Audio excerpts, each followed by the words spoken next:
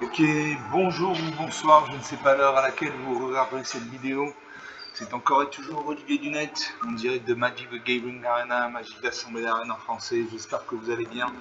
Nous sommes le jeudi 6 novembre, il est 16h27 exactement. Et j'ai envie de jouer à Magic comme tous les jours. J'ai envie de vous faire une petite vidéo comme ça pour la fin de journée.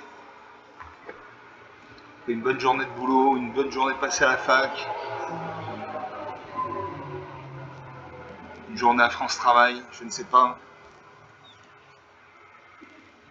Je vais vous offrir une vidéo pas très longue. Je vais essayer de faire une vidéo d'une demi-heure seulement, de pas trop déborder. Je sais que bon, j'ai pu comprendre que vous aimez pas trop les longues vidéos une heure et quart, ce que je peux comprendre.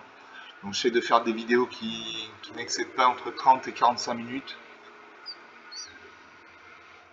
Sachant qu'une partie c'est entre 5 et 12 voire 15 minutes en moyenne. Il y a des créatures, il y a des parties qui durent beaucoup plus longtemps et des parties qui durent 2 secondes parce que l'adversaire déclare forfait. Donc on va jouer. On va jouer.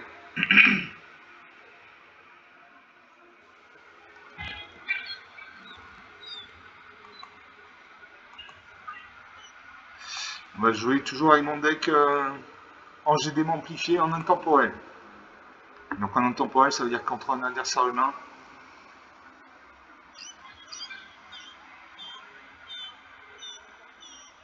L'intemporel, c'est un format qui accepte toutes les cartes de toutes les éditions Magic depuis la première série. Contrairement à d'autres profils comme le Consul ou le Limité qui acceptent certaines cartes et qui interdisent d'autres cartes, l'intemporel autorise toutes les cartes de toutes les versions Magic. Je joue contre Pow Puncher, enchanté. C'est Lightning Wave, vente de choc en français. Avec mon avatar à tête de Tom Cruise. Voilà.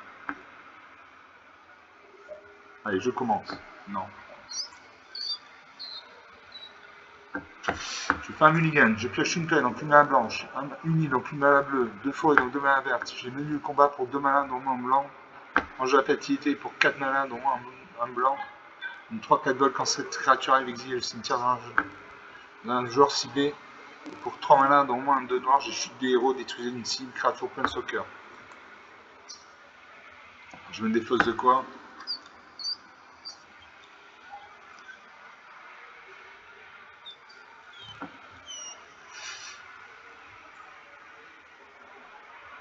Je vais me défausser la chute du héros. Tant pis. Je salue mon adversaire. L'adversaire pose une plaine. Il invoque le Chabdicaire enchanté, un lien de vie.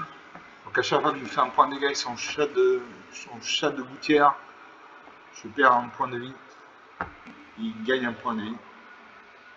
Je pose une plaine. Alors ça pose une deuxième plaine. Il invoque Daxos. Béni par le soleil, il m'attaque et ça à 1. 19 à 21, la partie commence. Donc Daxos, béni par le soleil, 2-3. L'endurance de Daxos est égale à votre dévotion au blanc. À chaque fois qu'une autre créature contrôlée arrive ou meurt, vous gagnez un point de vie. J'ai posé une forêt. Je la menu du combat. J'ai gagné 4 points de vie. 23-21. Alors ça prend une troisième plaine, il invoque le prêtre sacré, une à 1. À chaque fois que vous gagnez des points de vie, mettez un marqueur plus influent sur cette créature. Donc il gagne des points de vie. Il a des marqueurs plus influents sur son prêtre sacré, il m'attaque. 20-23, 20-24. Je fais une deuxième forêt. Je vais l'affaire du Port Express. Quand cette affaire arrive, choisissez une créature civique que vous contrôlez pas. Chaque créature que vous contrôlez inflige une blessure à cette créature. Je n'ai pas de créature sur champ de bataille, donc je ne joue pas ça.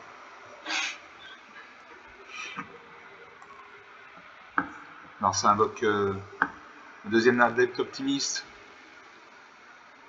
Il attaque ses 4 créatures actives, il me fait 9 points de dégâts, 10 points de dégâts. 10 à 25. Son prêtre sacré passe à 6-6. Je pose une île. Et là, je lance de la fatalité, une 3-4 vol quand cette créature exile le cimetière, je ciblé. Donc pourquoi exiler le cimetière? Parce qu'il y a des cartes comme les cartes noires qui permettent d'exhumer des cartes depuis le cimetière. Donc quand on vide le cimetière, on empêche l'adversaire d'exhumer des cartes. Voilà, tout simplement. Bon, son cimetière est vide.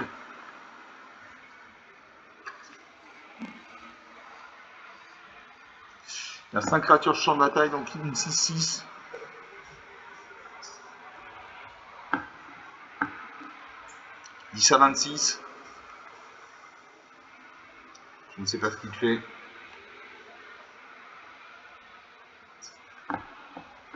Il attaque avec sa 6-6, sa 3-4, sa 2-6. J'ai bloqué sa 2-3 et ma 3-4 en espérant qu'il ne booste pas sa créature. Il va voir sa main. Non, il ne booste pas.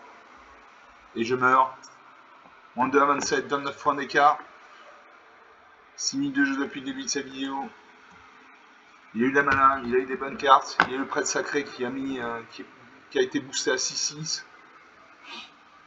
Sur la dette optimiste à 3-4, rien à dire. Donc une partie jouée, une partie perdue.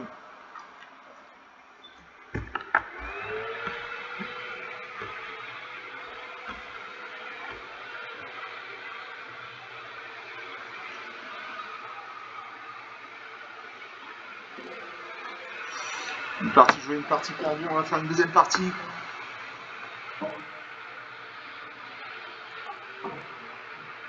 Je récupère pas de récompense parce que j'ai perdu la partie. Donc deuxième partie lancée.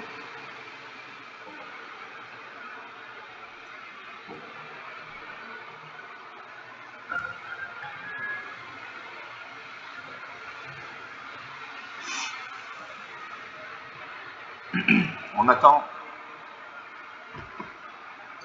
Godot. Une pièce de Samuel Beckett que je vous reconseille. Beckett en attendant Godot. Une très bonne pièce. Je vous invite à la lire, à la voir jouer sur scène. En attendant Godot, Samuel Beckett. Vous trouvez ça sur internet. Je me bats contre Pokémon Hunter, le chasseur de Pokémon. Il y a un sergent polaire, j'ai 2 marées, donc 2 manas noirs. J'ai une montagne, une mana rouge. J'ai annexe un pile pour 3 manas noir. Au début de cette étape de fin, piocher une carte. Si vous contrôlez un démon, chaque adversaire part 2 points de vie, vous gagnez 2 points de vie, sinon vous perdez 2 points de vie. Ça, c'est pas une très bonne carte. J'ai l'ascension des rangs obscurs pour 9 manas, non moins de noir. Mettez sur le champ de bataille sur contrôle toutes les cartes des créatures du feu des cimetières. Pour 3 manas non rouge, le bombardement assaut. À chaque fois une créature de force inférieure égale à 2 que vous contrôlez attaque. C'est un changement infligé, il est sur le joueur au point de sauvegarde cette créature attaque. Pour 6 manas non en vert, j'ai Crusher Dilute, une 4-4 portée quand cette créature arrive à longueur 3. En durée 3, c'était mettre 3 marqueurs plus un pion sur cette créature, aucun jeton de créature 3 blanches esprit. Je garde ces cartes. Je salue mon adversaire. Ce coup-ci c'est un humain, c'est pas le bot de magie. Merci à réfléchi. Je pose une forêt. Je pose un marais.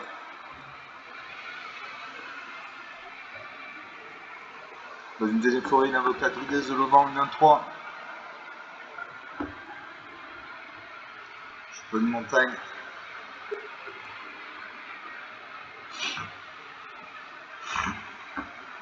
Merci à invoque le chevauché de Choupov. Touché à chaque fois que un contrôle arrive, mettez un marqueur plus influent sur une créature ciblée que vous contrôlez. Il a invoqué le talent de l'aubergiste. Au début du combat, contre tour, mettez un marqueur plus influent sur une créature ciblée que vous contrôlez.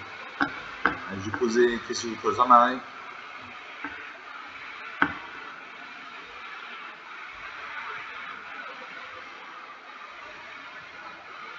Je le bombardement d'assaut.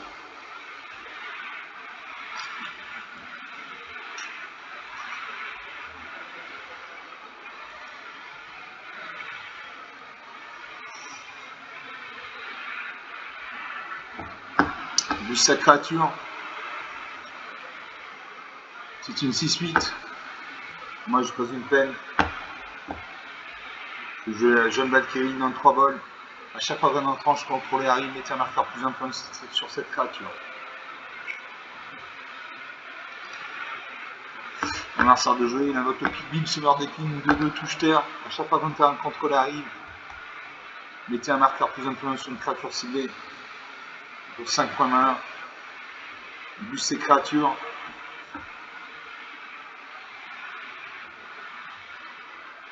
Il a une 6-8, une 6-6. Est-ce que je bloque?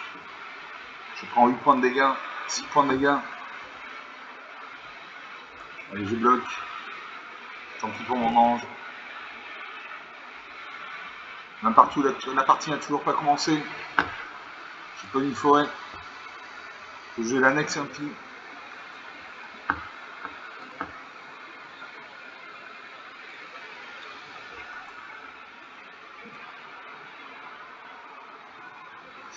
Je pioche une carte.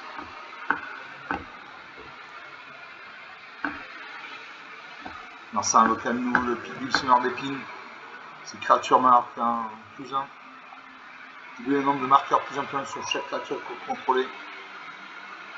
Donc il y a une 16-18. Une attaque avec une de ces créatures, 4 à 20. Je choisis une peine. Je joue Thruster de 18, une 4-4. Je vais pas mettre 3 marqueurs +1/+1 sur lui. Je vais créer un jeton de créature totalement esprit. J'en ai besoin.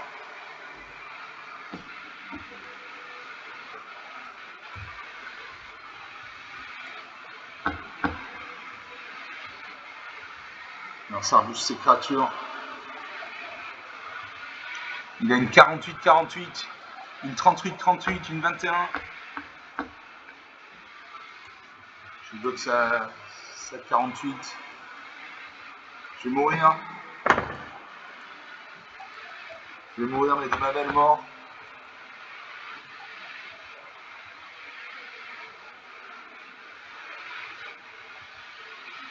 Voilà, moi ça 16 à 20. 136 points d'écart. C'est ce qu'on appelle une très belle défaite. 12 minutes de jeu depuis le début de cette vidéo. Donc il a eu la main, il a eu des cartes.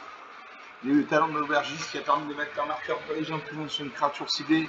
Puis il est permanent contrôlé avec des marqueurs +1/+1 sur la parade. Et enfin, si vous deviez mettre au moins un marqueur sur un permanent ou un joker, notez deux façons de chaque sorte de marqueur sur le permanent ou sur le joueur à la place. Il y avait également le Pulseur d'épines pour 5 mana, nombre de bleu, 2 verts. Doubler le nombre de marqueurs +1/+1 sur chaque créature que vous contrôlez. Donc rien à dire.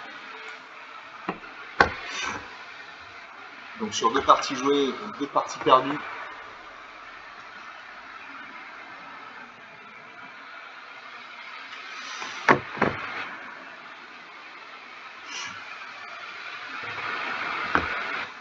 Je ne gagne pas de récompense, j'ai perdu la partie.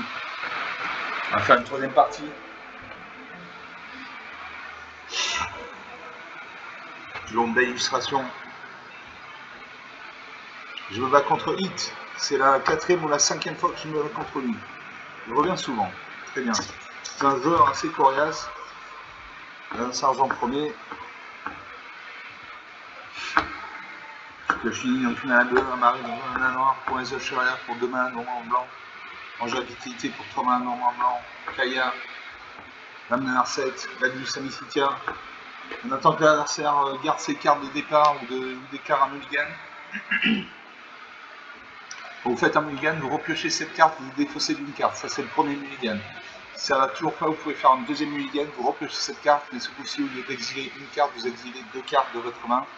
Si ça ne va toujours pas, vous pouvez faire un troisième mulligan, vous repiochez cette carte, mais ça, ce coup-ci, ce n'est pas 2 créatures, 2 cartes que vous exilez, mais 3, etc. etc. Moi, je vous conseille de faire 1, voire au maximum 2 mulligans. Si vous deuxième mulligan, ça ne marche toujours pas, vous allez en haut à droite, vous voyez ces petits engrenages, faites un clic gauche, et vous cliquez sur concéder, ça n'aura aucune incidence, à part si vous jouez en classé.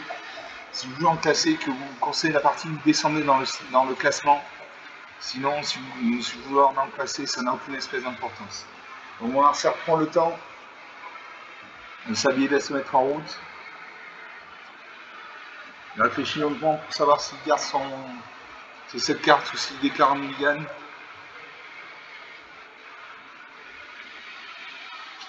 Voilà, un sablier se met en route. Il a 30 secondes pour trancher.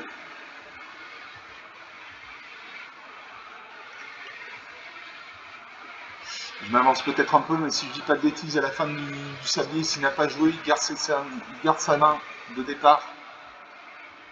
Mais bon, je dis ça, c'est une hypothèse. Voilà. Moi, je vais faire un mulligan. Je pioche une peine, aucune à la blanche, une ligne, aucune à la bleue, un arrêt, aucune à la noire. Bon, j'ai 800 pour prendre un blanc, 2-3 vols. À chaque fois, une autre créature contrôlée arrive, gagne un point de vie. Pour prendre un blanc, toujours. Je dis brigadier inspirateur, une 2, un vol. Quand cette créature arrive, gagne un point de vie, piocher une carte. Pour 5 mana blancs, j'ai Veridax, la Porophile, une 5-5. Et pour 2 mana, dont moi en noir, j'ai assassiné la lame d'Agathe, une 1-3. À chaque fois, cette créature attaque le joueur défenseur par un point de vie, gagne un point de vie. Je garde 6 cartes, je vais me défausser de Veridax. Il demande trop de points de mana pour être lancé. Je salue mon arcère. C'est à moi de jouer. Je pose une plaine. J'ai des cartes blanches, donc je joue la mana blanche. Alors ça regarde sa main.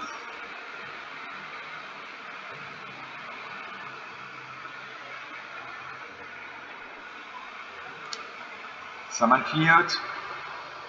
C'est pas un bon signe ça. C'est pas un bon signe quand sa main clignote. Il prend le temps. C'est un joueur qui prend le temps. Je me rappelle de ça.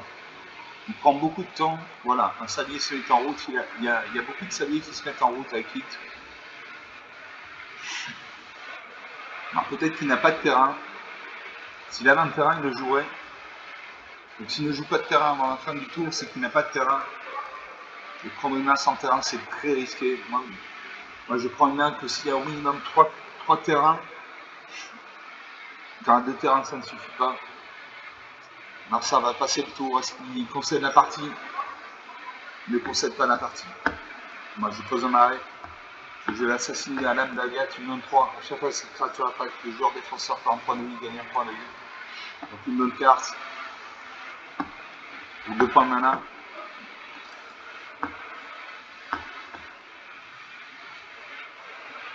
Alors ça de jouer. Il s'est défaussé de l'une tout à l'heure. Il s'est défaussé de l'une. Ça veut dire qu'il a des terrains mais qu'il ne les joue pas. Ou alors il avait un terrain, une île. Il a décidé de la mettre au cimetière. Alors, il a peut-être des terrains mais il ne les joue pas. Pourquoi? Le sablier se met en route.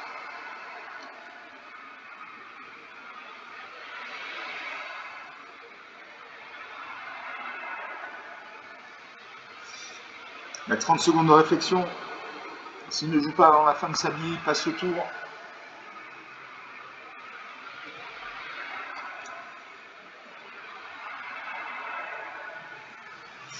Il n'a pas essayé le tour, peut-être conseiller la partie. Je sens qu'il va conseiller la partie, non. Moi je pose une île. Je vais langer éblouissant, 2-3 vols. À chaque fois une autre créature qu'on contrôle arrive, il y a un point de vie.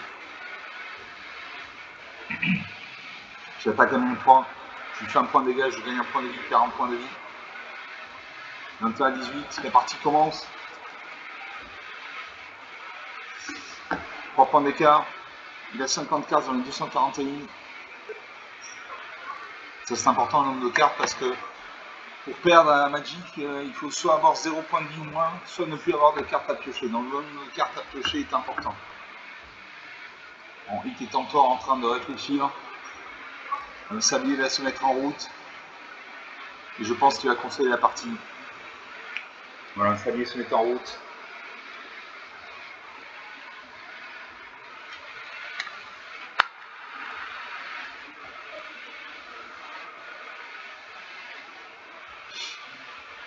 « 30 secondes de réflexion, Hit. Sinon tu passes le tour. Je pense qu'il va conseiller la partie. C'est le 3e tour qu'il joue. Il ne joue pas plutôt. Je pense qu'il va conseiller la partie. Je le sens. Je ne sais pas pourquoi je le sens. Voilà, il a conseillé la partie. Très bien. Un peu moins de 20 minutes de jeu depuis le début de cette vidéo. Bon, il n'avait pas de terrain. Je n'ai pas compris, il a mis une île dans son cimetière, donc il avait un terrain, il a préféré le sacrifier pour garder ses autres cartes. Bon. Donc sur 3 parties, 2 de perdu, 1 de gagné par forfait. Par forfait, mais gagné quand même. 20 minutes de jeu depuis le début de cette vidéo. Je récupère 250 pièces d'or, 275 points d'expérience, j'ai plus de 28 000 pièces d'or. Je vais pouvoir m'inscrire à des événements spéciaux qui nécessitent des pièces d'or.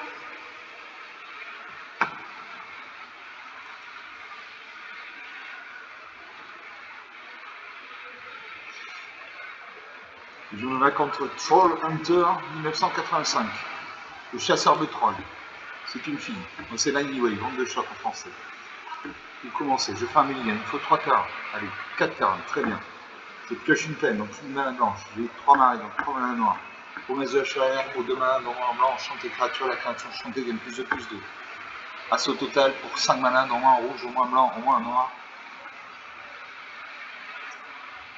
Le gardien de bosquet pour 3 manas, au moins vert, une 2-2 au début de l'étape de fin, mettant marqueur plus en plus sur cette créature. Je garde 6 cartes. Parce que je me défausse de l'assaut total, de la promesse de la chevalière.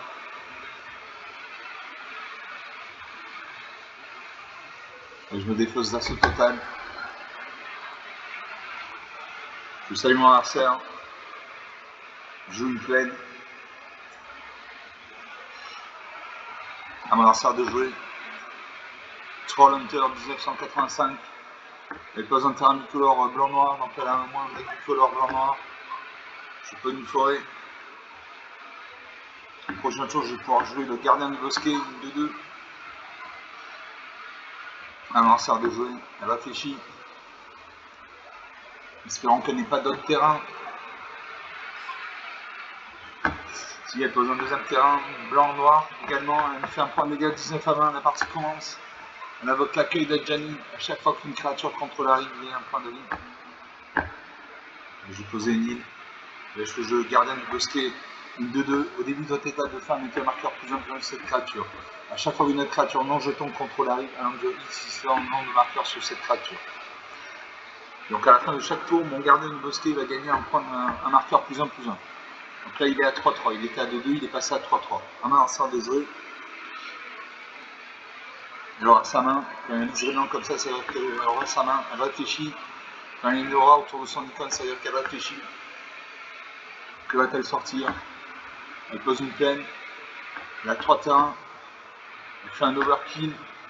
Elle détruit ma créature. Une créature ciblée gagne -1, moins 9999. Je pose une montagne.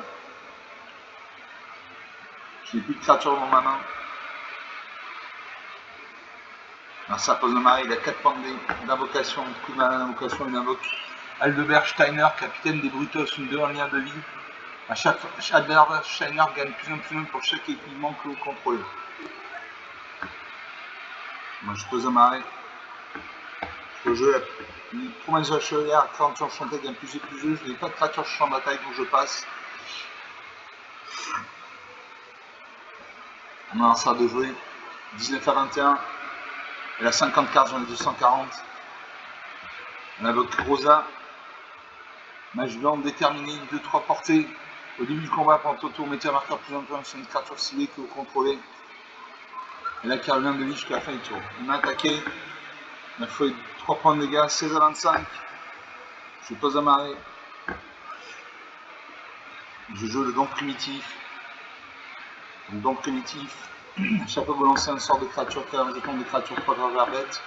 Et chaque fois que vous lancez un sort non créature, mettez 3 marqueurs plus 1 sur une créature ciblée que vous contrôlez. Et touchez à chaque fois qu'un contrôlé arrive, gagnez 3 points de vie. Donc une bonne carte. Alors ça bouge ça, Rosa, Aldebert Steiner, il m'attaque avec ces 2 créatures, 9 à 25, 9 à 30. 21 points d'écart, je gagne 3 points de vie. J'invoque le brigadier inspirateur, une 2 invoque. Quand cette créature arrive, je gagne 1 point de vie, je pioche une carte. J'ai pris un jeton 3-3.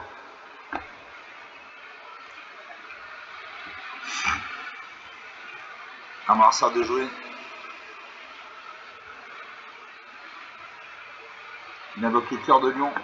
Quand cet équipement arrive, il inflige 2 blessures à n'importe quel signe de la créature équipée, il gagne plus de plus 1. Donc mon brigadier inspirateur est mort. Alors ça m'attaque. Je boxe à 6-5. Il a le lien de vie, donc il va gagner 9 points de vie. 17-39. Je pose un marais. Je gagne 3 points de vie. Je refuse sur le marron. Piocher 3 cartes, je dis défaussez-vous d'une carte. Et je joue ça, je pioche des cartes.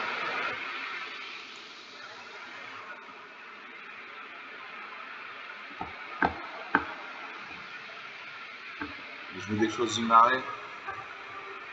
J'ai 3 marées. Je me défausse d'un marais. Non, je vais me défausser de la coince de la chevalière. Donc j'ai pas de créature sur le champ de bataille. Alors ça de jouer. Il invoque Skull. Skull, mercenaire, Cid. Une 3-4 la mineur. À chaque fois qu'une créature contrôle l'attaque seule, elle acquiert la double initiative jusqu'à la fin du tour. À chaque fois ce Skull inflige des... Et je meurs. Sa créature avait la double initiative. Moi, 54-55 points d'écart, ce qui s'appelle une belle défaite. 26 minutes de jeu.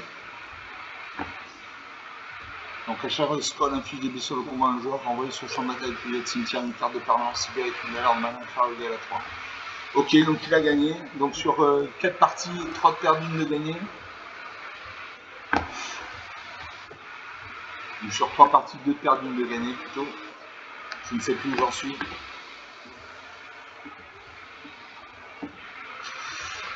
On va faire une 3e ou une 4e partie.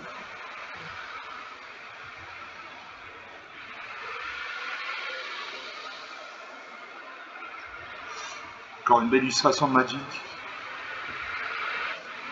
On est dans la forêt là. On est dans la forêt. On attend. Est-ce que je vais rejouer contre Hit? Ça serait marrant. Ça serait drôle. On joue contre Ginger Heart. Ginger, je sais pas ce que c'est. Un cœur de Ginger. C'est une femme. Je commence. Alors j'ai un marais, donc une mana noire. J'ai une montagne, une mana rouge, une forêt, une mana verte. J'ai Adal Fondal Sport pour 2 mana normand et 2 de vigilance.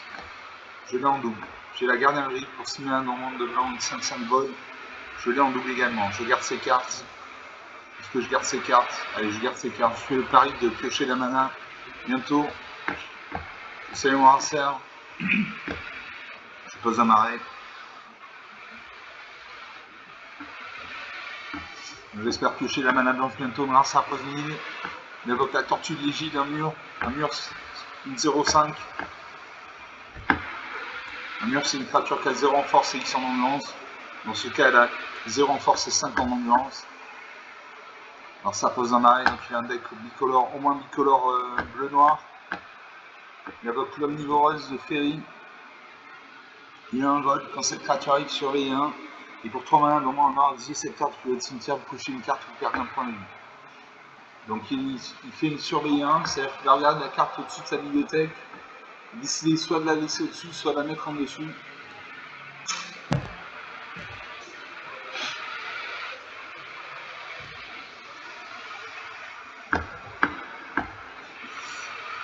Alors moi je pose une forêt. Je ne peux toujours pas jouer mes cartes sinon la blanche.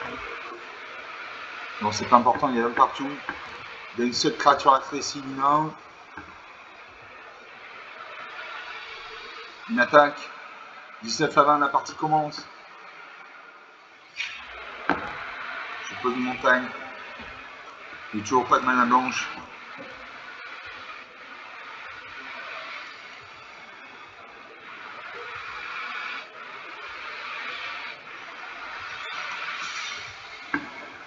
On en a ça de jouer.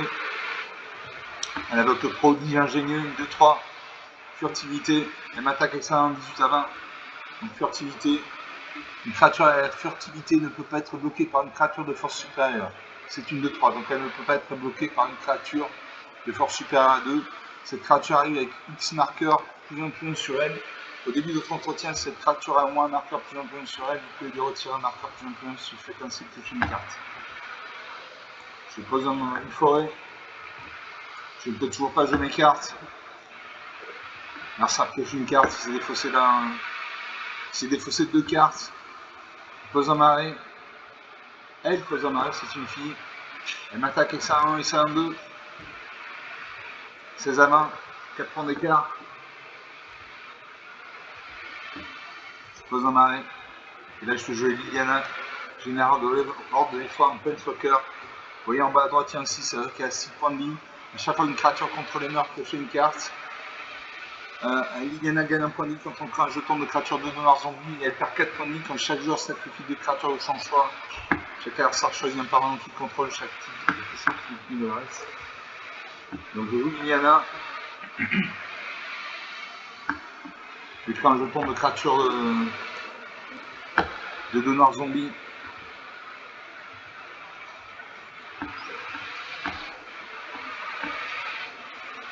On lance ça. Elle va ma 2-2. Elle détruit ma 2-2.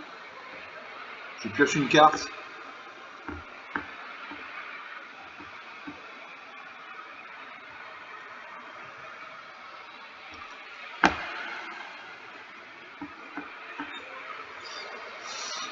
On va de jouer un sablier se met en route.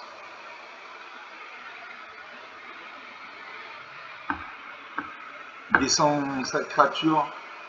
Il pioche de cartes. Il va surveiller la carte au-dessus de sa bibliothèque.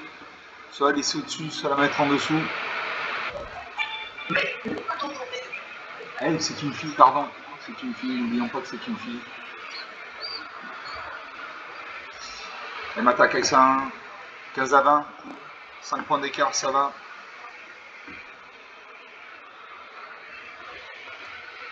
J'ai 2, 4, 6 cartes blanches. J'ai oublié de... Ah, est-ce que je peux? Oui, je peux. Je crée un jeton de créature de noir zombie.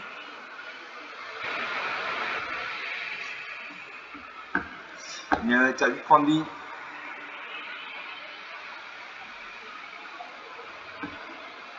Un Marsa de jouer, elle reverse sa main. Un liseré blanc autour des cartes, ça veut qu'elle reverse sa main.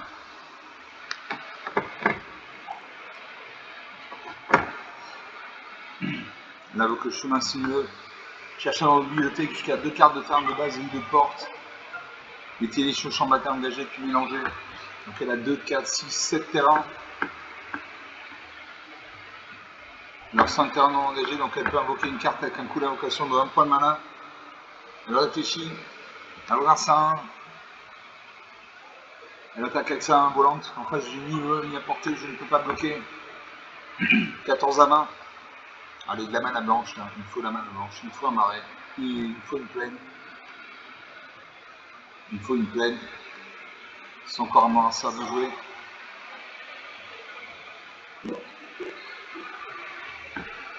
Du coup, je suis Vivienne Red. Un autre Planeswalker. Vous voyez en bas à droite, il y a un 5, ça veut dire qu'elle a 5 points de vie. Pour un point de mana en plus, pour un point de vie en plus, regardez les 4 cartes au-dessus de la bibliothèque. Vous pouvez révéler une carte de créature ou de terrain parmi elles et la mettre dans votre main. Mettez le reste au-dessus de la bibliothèque dans l'ordre de la lecture. Elle perd 3 points de vie quand on détruit une cible, artefact, enchantement, de créature et de vol. Et perd 8 points de vie quand vous gagnez un en pleine et les créatures contrôlées gagnent plus de plusieurs en la vigilance. Et j'invoque Vivienne Red.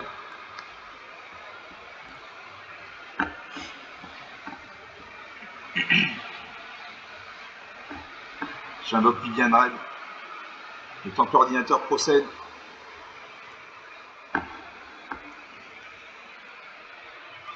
Je perds 4 points de vie à Liliana.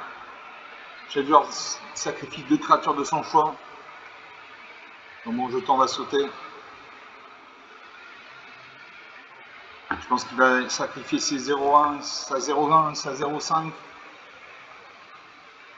Elle réfléchit. Le sablier se met en route. Voilà, il n'y a plus que ça, un volant sur le champ de bataille. Je pioche une île.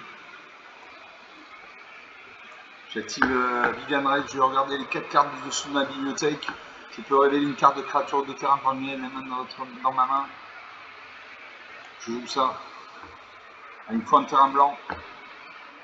Il me faut une plaine. Hein.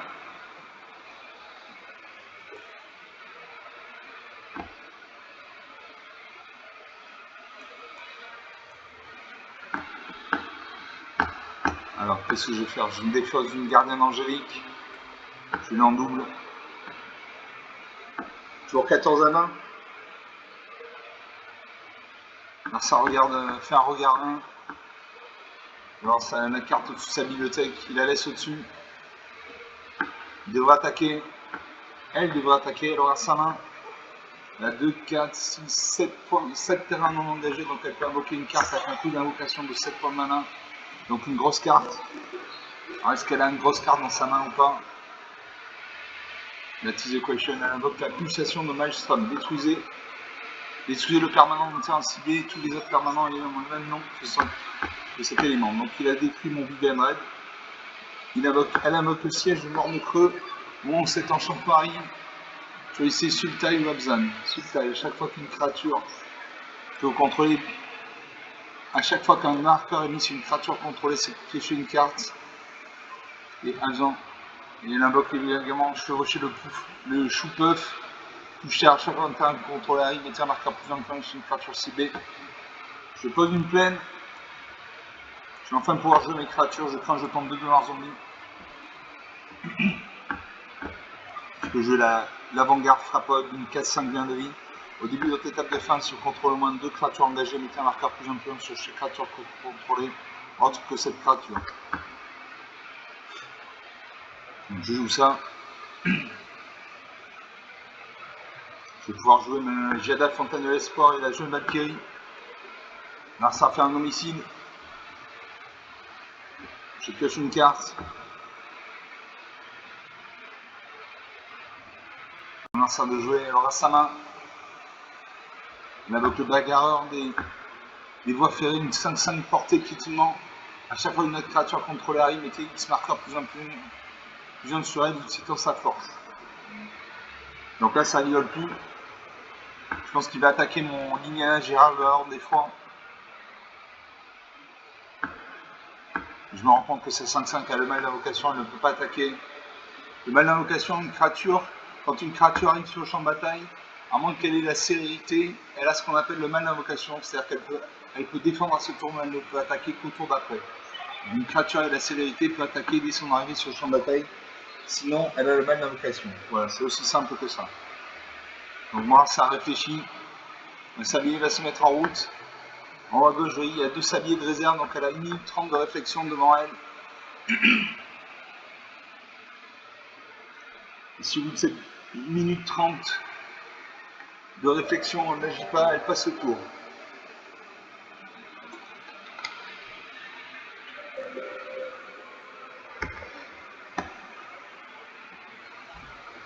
Un premier sablier se vide. Elle va entamer sa réserve de 2 sabliers. Et là, elle concède la partie non. Elle utilise un de ses 2 sabliers de réserve. Il lui reste un sablier de réserve, donc elle a 1 minute de jeu, 1 minute de réflexion pour jouer. Sinon, elle passe le tour. Va-t-elle concéder la partie? Elle a une 1 volante, une 5-5 portée piétinement. Je pense qu'elle ne va pas concéder la partie.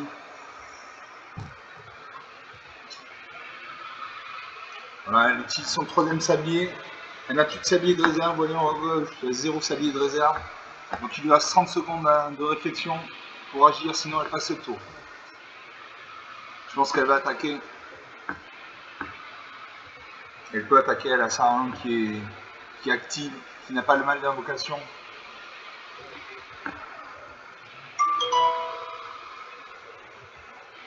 Va-t-elle concéder la partie? Non.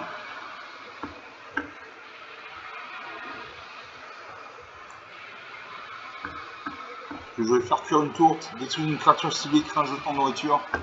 Je détruis sa 5-5.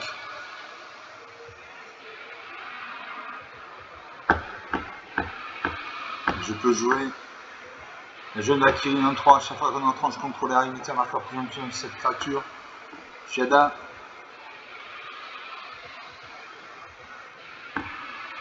En jeu avec qualité 1 de 2.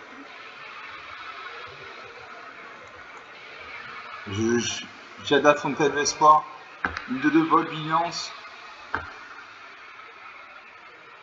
Chaque fois qu'un tranche que vous contrôlez arrive, chaque tranche que vous contrôlez arrive avec surligne marqueur plus influence supplémentaire pour chaque tranche que vous contrôlez déjà. Je crée un jeton zombie.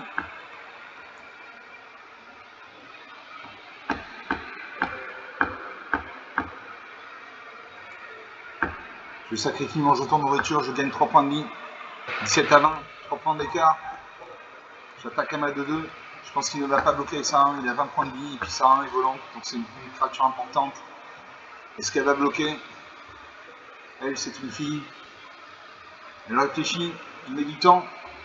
Ginger Heart, tu mets du temps, Ginger Heart. Tu prends du temps. Le sablier se met en route, elle a 30 secondes de réflexion, sinon elle passe le tour. C'est-à-dire qu'elle ne défend pas. Je pense qu'elle ne va pas défendre, elle a 20 points de vie. Sa créature est une 1, elle lui sert à faire un travail de sable sur moi. Je pense qu'elle ne va pas bloquer. Ce serait une erreur tactique de bloquer. Voilà, elle ne bloque pas. Va-t-elle concéder la partie? Elle concède la partie, très bien. Très bien, très bien. Donc sur 4 parties, 2 de perdu, 2 de gagné, par forfait mais gagné. Un peu plus de 41 minutes de jeu depuis le début de cette vidéo. Bon, ces parties étaient assez classiques. Il n'y avait pas beaucoup de suspense, il n'y avait pas de remontada, pas de retournement de situation. On va s'arrêter là pour cette vidéo. J'espère que vous avez apprécié ces parties. Il y a toujours quelque chose à sortir d'une partie, toujours un enseignement. Par exemple, quand attaquer, quand défendre. Donc comme d'habitude, vous pouvez lâcher des pouces bleus, des likes, des j'aime. Vous pouvez commenter Vous pouvez faire un commentaire en demandant la durée idéale d'une vidéo Magic. Pour vous, c'est une demi-heure, 3 quarts d'heure, 1 heure. Vous pouvez parler de la chaîne autour de vous. Je vous remercie d'avoir regardé cette vidéo. Je vous salue, je vous dis à très bientôt. Ciao.